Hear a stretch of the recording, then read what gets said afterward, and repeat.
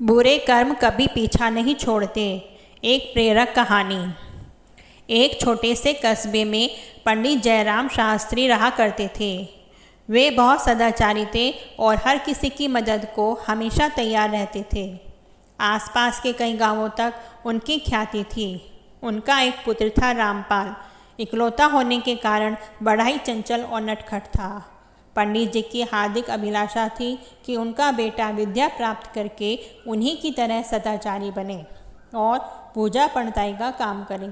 लेकिन पिता की इच्छा के विपरीत लाडला हमेशा शरारतें किया करता था। पंडित जयराम शास्त्री उसे समझाने का प्रयास करते रहते थे, लेकिन रामपाल को बुरे कामों में मज़ा आता था। अंत में निराश होकर पंडित जी ने रामपाल को समझाना बंद कर दिया। जब कभी कोई उसके पुत्र की शिकायत लेकर आता तो पंडित जी अपने घर के मुख्य द्वार पर एक कील गाड़ देते। कुछ ही दिनों में दरवाज़ा कीलों से भर गया। एक दिन एक अंधा मुसाफिर रोता हुआ पंडित जी के पास आया और पूछने पर उसने बताया कि उनके बेटे ने उनकी लाठी खींच ली और उनकी पोटली कुएं में फेंक दी।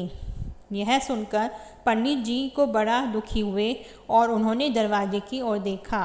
उसमें केवल एक आखिरी कील के लिए जगह बची थी। पंडित जी ने उस अंधे मुसाफिर से माफ़ी मांगकर उसे रवाना किया और कील हथौड़ा लेकर दरवाजे पर जैसे ही कील ठोकनी शुरू की, उसी समय रामपाल वहां आ पहुंचा। उसने पिता से पूछा, पिताजी आप यह क्या कर रहे हैं?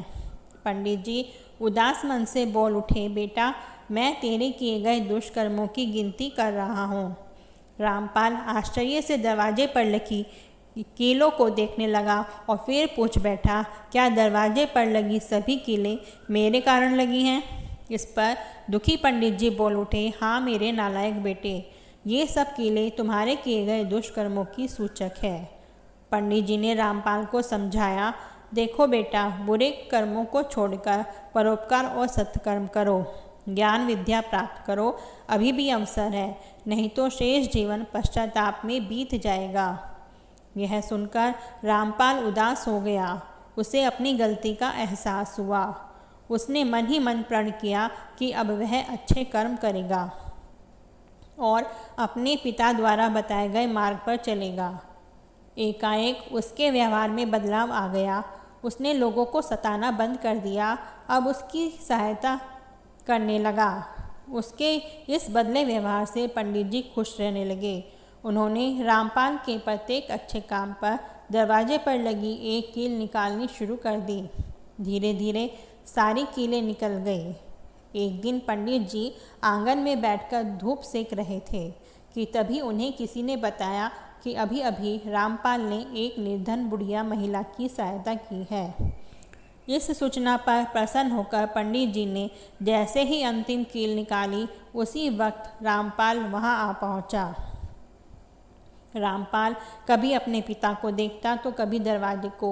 उसने कहा, पिताजी कील तो सारी निकल गई, पर उसके निशान दरवाजे पर सदा के लिए रह गए।